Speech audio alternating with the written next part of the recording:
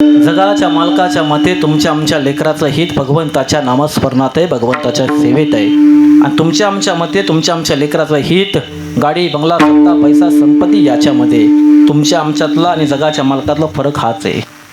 मग लेकुराचे हित वाहे माऊलीचे चित्त 350 वर्षापूर्वीचा इतिहास पाहिला ते एका माईच्या मनामध्ये सुद्धा लेकराचं हित होतं. सुंदर असा दृष्टांत आहे. स्वराज्याची राजधानी रायगड, रयतेचे लोककल्याणकारी राजे छत्रपती शिवाजी महाराज यांच्या कर्तृत्वाने कार्यानं पावन झालेली रायगड ही भूमी.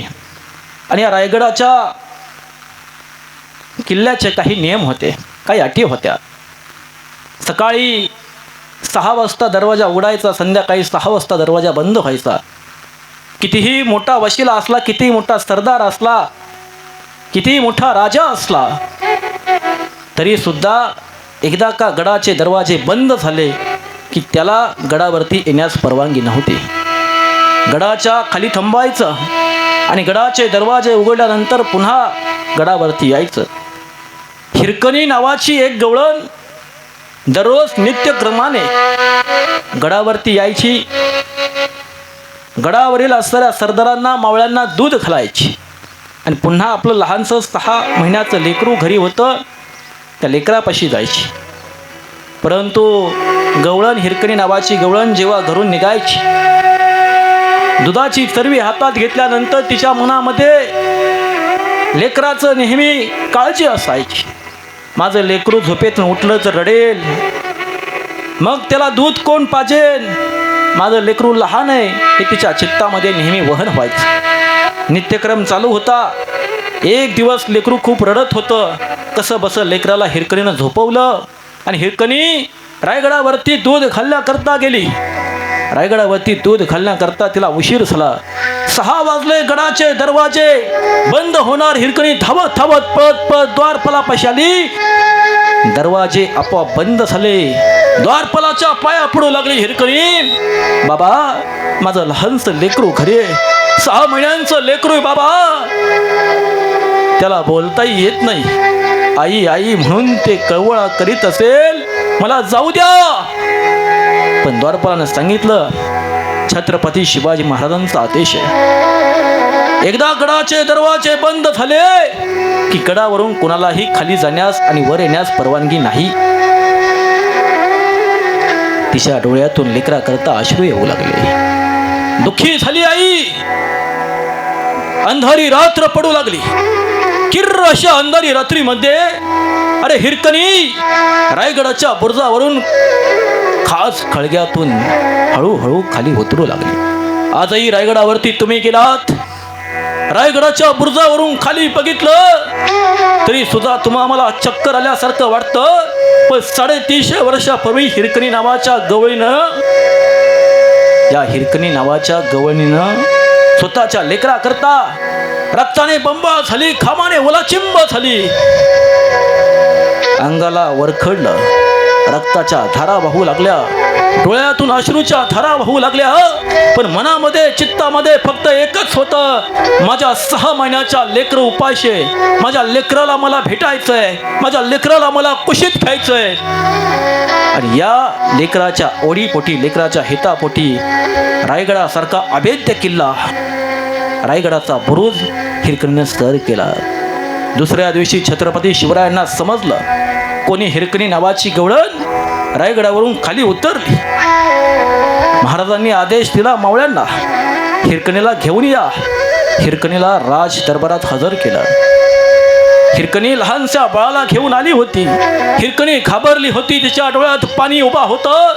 हिरकणीनं स्वतःचं 6 महिन्याचं लेकरू महाराजांच्या चरणापाशी ठेवलं आणि हिरकणी लेकराच्या काळजीपोटी म्हणू लागली, राजा, तुम्हाला मला जी शिक्षा द्यायची ती राजा द्या, पण माझ्या 6 महिन्याच्या लेकराला राजा सोडा.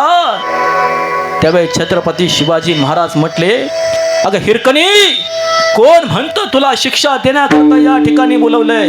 अगं हिरकणी, जोपर्यंत तुझ्यासारखी आई माझ्या महाराष्ट्रात आहे तोपर्यंत माझा महाराष्ट्र कोणालाही जिंकता येणार नाही, कोणालाही जिंकता येणार नाही. अगं हिरकणी, तुझ्यासारखी आई माझ्या महाराष्ट्रात आहे.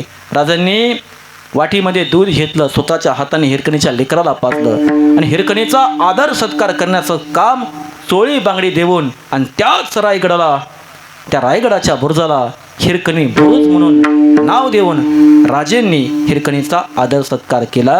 दृष्टांत संपला. सिद्धांत ऐका.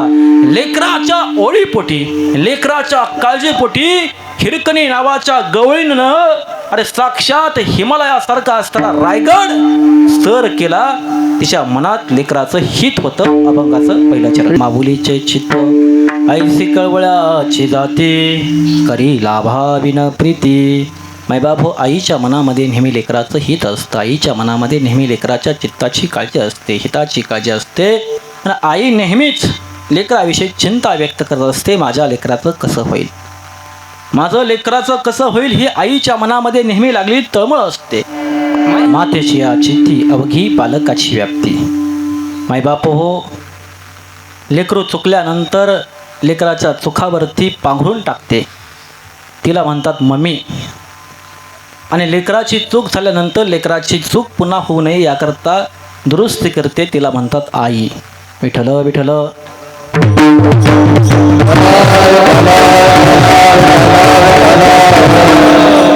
5000 वर्षापूर्वीचा इतिहास पाहिला तर आपलं लेकरू नेहमी चुकतंय दादा महाराज.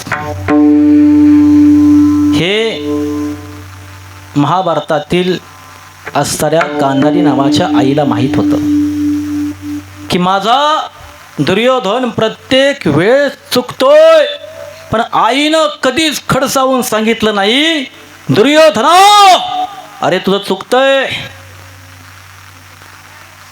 वहिनी ही आईसारखी असते. आईचं वस्त्रहरण करणं हा तर अधर्म आहे. वहिनीसारख्या आईचं वस्त्रहरण करणं हे महापाप आहे. हे त्यावेळेस जर गांधारीनं सांगितलं असतं दुर्योधनाला तर महाभारत घडलं नसतं बाईबाप. आई लेकराला सांगत नाही, लेकरा तुझं चुकतंय. यामुळंच महाभारत घडतं, यामुळेच रामायण घडतं. विठ्ठल विठ्ठल.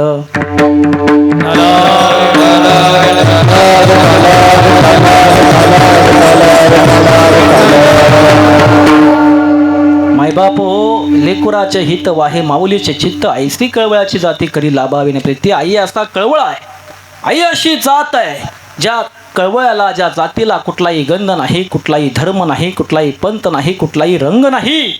असं निस्वार्थपणे जगाच्या पाठीवरचं एकमेव दैवत म्हणजे आई आहे. आईसारखं दैवत या जगाच्या पाठीवरती नाही मायबाप. आई किती कळवळाची जात आहे. 15 ऑगस्ट 1947ला भारताला स्वातंत्र्य मिळालं. भारत देश स्वतंत्र झाला, पण भारताला स्वातंत्र्य मिळण्याकरता हाडाची कड रक्ताचं पाणी करणाऱ्या कधीतरी महापुरुषांचा, क्रांतिकारकांचा इतिहास आम्ही पाहिला पाहिजे. सुंदर असा दृष्टांत आहे. शिवरंजन द्या. सुंदर असा दृष्टांत आहे मायबाप. जज्बात से वाकिफ है मेरी कलम, अगर मैं इश्क लिखना चाहूँ तो मेरी कलम इश्क नहीं लिखती, सिर्फ इनकलाब लिखती है. माझ्या हातातल्या पेनानं मी प्रेम हा शब्द लिहायला लागलो तरी माझ्या हातातल्या पेनानं प्रेम हा शब्द लिहिला जात नाही, फक्त इनकलाब लिहिलं जातं. कृष्णा. इनकलाब जिंदाबाद म्हणणाऱ्या भगतसिंग, राजगुरू, सुखदेव यांचा इतिहास पाहिल्यानंतर, त्यांच्या आईकडे पाहिल्यानंतर आई कळवळाची जात कोणती, निस्वार्थ प्रेम करणारी आई नावाची जात काय आहे हे तुम्हा मला समजायला लागतं. पहा प्रसंग काय होता. भगतसिंग, राजगुरू, सुखदेव यांना पकडण्यात आलं आणि थोड्या दिवसात त्यांना फासावरती लटकवलं जाणार अशी परिस्थिती निर्माण झाल्यानंतर भगतसिंगांची आई भगतसिंगांच्या वडिलांना म्हणते, धनी 1 दिवस झालं, 2 दिवस झालं, 3 दिवस झालं, आज 15 दिवस झालं धनी माझा भगत घरी नाही आला. आजूबाजूला पाणवठ्यावरती पाणी भरण्याकरता गेल्यानंतर ऐकायला भेटते आपल्या भगतला इंग्रज सरकारनं पकडून नेलंय. धनी खरंच सांगा, तुम्ही आजपर्यंत माझ्यापासून काहीच लपवत नाही. नाही ग, तुझ्या वाघाला कोण पकडणार आहेस असं म्हणून धनी समजूत काढायची. खरंच सांगा धनी, माझा भगत कुठे? आईला धनी सांगत नव्हते. गुपचूप भगतसिंगाला भेटायला बाप जात होता, काळजावरती दगड ठेवत होता आणि पुन्हा माघारी येत होता. डोळ्यातले अश्रू लपवत होता, कारण स्वतःच्या हाडाच्या काळाची रक्ताचं पाणी करून तो हाताच्या फोडाप्रमाणे जपलेलं लेकरू फासावरती जाणार हे का बापाला माहीत होतं. पण आईपासून लपवलं होतं. आईला समजलं एक दिवस फासावरती लटकवण्याच्या 1 ते 2 दिवस आधी आई धावत धावत धावत पळत पळत पळत तुरुंगवासात असणाऱ्या भगतसिंगापाशी पोहोचली. आणि भगतसिंगापाशी पोहोचून आईच्या डोळ्यातले अश्रू पाहून भगतसिंगांच्या डोळ्यात सुद्धा अश्रू तराळले. भगतसिंग म्हणू लागले, आई जननी धीर धरी शोकावरी भेटे 9 महिन्याने. आई मी फासावरती चाललोय, पण 9 महिने 9 दिवसांनी तुझ्याच पोटी जन्म घेईल. डोळ्यातले अश्रू पुस. पण आई डोळ्यातले अश्रू पुसायला तयार नव्हती. आई ढसा ढसा रडत होती. अरे भगत हाताच्या फोडाप्रमाणे जपलं तुला, हा दिवस पाण्याकरता जपलं. अरे देश सेवा करणं तुझं कर्तव्य भगत. पण ज्या तळहाताच्या फोडाप्रमाणे जपलं तुला, त्या तळहाताच्या फोडाला न माहीत होताच त्या देशाकरता फासावरती चाललाय भगत. अरे स्वतःच्या आईला एकदा विचारलं नाही, आई या भारताकरता या मातीकरता मी फासावरती चाललोय, का लपवलंस आईपासून? भगतसिंगांच्या मुखातून फक्त एकच शब्द येत होता, जननी धीर धरी शोकावरी भेटेन 9 महिन्याने. आई 9 महिन्याने पुन्हा तुझ्या पोटी जन्म घेईन. आई रडू नकोस, शोकावर डोळ्यातले अश्रू पुस. तेव्हा थरथर त्या हातानं आईनं डोळ्यातले अश्रू पुसले. आणि आई भगतसिंगाला म्हणू लागली, अरे भगत, कोण म्हटलं तू या भारत देशाकरता स्वतःला समर्पित करतोय, स्वतः फासावरती जातोय म्हणून तुझी आई रडते? नाही भगत. अरे तू विचारतो ना आई का रडतेस, तर ऐक भगत. अरे त्या जगाच्या मालकाला विनंती करते मी, अरे या भारत देशाला पावन करण्याकरता, भारत देशाला स्वातंत्र्य मिळवण्याकरता अरे माझ्या पोटी एकच भगतसिंग का जन्माला घातला? अरे असे हजारो भगतसिंग तू जन्माला घातले असते देवा, तर असे हजारो भगतसिंग या भारत मातेच्या स्वातंत्र्याच्या यज्ञकुंडात तुला समर्पित केले असते. एकच भगतसिंग, एकच वाघाचा बछडा माझ्या पोटी का जन्माला घातला म्हणून तुझी आई रडते. आई कवळ्याची जाते, लेकरावरती निस्वार्थ प्रेम करणारी आई जाते. जेव्हा बायडाबाई नावाची आई या जगातून निघून गेली असेल, तेव्हा कोणतं दुःख, कोणती समस्या या टकले परिवारावरती उद्भवली असेल त्याचं वर्णन नाही करू शकत. जेव्हा या आईचं, बायडाबाई नावाच्या या आईचं बालपणी या ठिकाणी केलं. सासर आणि माहेर एकाच गावामध्ये लाभणं ही सगळ्यात मोठी भाग्याची गोष्ट असते. आणि भाग्य या माऊलीच्या पदरी आलं. सुखाचे दिवस भोगण्याची वेळ आली होती. हाडाची कड रक्ताचं पाणी करून, मेंढी माऊलीचा सांभाळ करून काशीनाथ दादांनी आणि बायडाबाई आजींनी भला मोठा संसार उभा केला. आज संसारामध्ये सुखाची पळत राखण्याची वेळ आली. एक लेकरू तर या आईला दुःख देऊन गेलंच. आले देवाजीच्या मनात तेथे कोणाचे चालेना, तिथं आपलं चालत नाही. आईनं स्वतःच्या मनाची समजूत काढली. हिंदुरावांकडे बघून, कांताबाई ताईकडे बघून, शांताबाई ताईकडे बघून ही आई सुखावली. पण तरी सुद्धा आज सुखाचे दिवस भोगण्याची वेळ आली. देवा तोरे माझा कारे वैरा झाला. इथं आशाताई बसलेले, शांताताई आणि कांताताई बसलेले. मला खरं सांगा आशाताई, शांताताई, कांताताई, जेव्हा या मलवडी गावात तुम्ही यायचा, जेव्हा या मलवडी गावात यायचा, या घराकडं पाहायचा, घरामध्ये असणारी आपली आई पाहिल्यानंतर घर भरल्यासारखं दिसायचं. तुमच्या नावं सुद्धा या आईनं आणि काशीनाथ दादानं ठेवताना अतिशय विचार करून ठेवले असतील. शांता, कांता आणि आशा, घरातली शांती म्हणजे तुमची ही आई होती. कांता या शब्दाचा अर्थ होतो सोनं. तुमच्या आयुष्यातलं सोनं म्हणजे तुमची आई होती. आणि आशा आज तुमच्या आयुष्यात इथं आल्यानंतर आईच्या चेहऱ्याकडे पाहिल्यानंतर जे सुख आणि समाधान निर्माण व्हायचं ती आशा आज या जगातून मायबाप हो निघून गेली. आई आई आई म्हणू मी कुणाला. आज हिंदूराव दादा, शांताताई, कांताताई, आशाताई, तुम्हाला सुद्धा प्रश्न पडला असेल, अरे सोन्यासारखी देवासारखी आई माझ्या आयुष्यातून निघून गेली, आता आई म्हणून कुणाला हाक मारायची. या फोटोकडे पाहिल्यानंतर हा फोटो तुम्हाला आठवण येतील.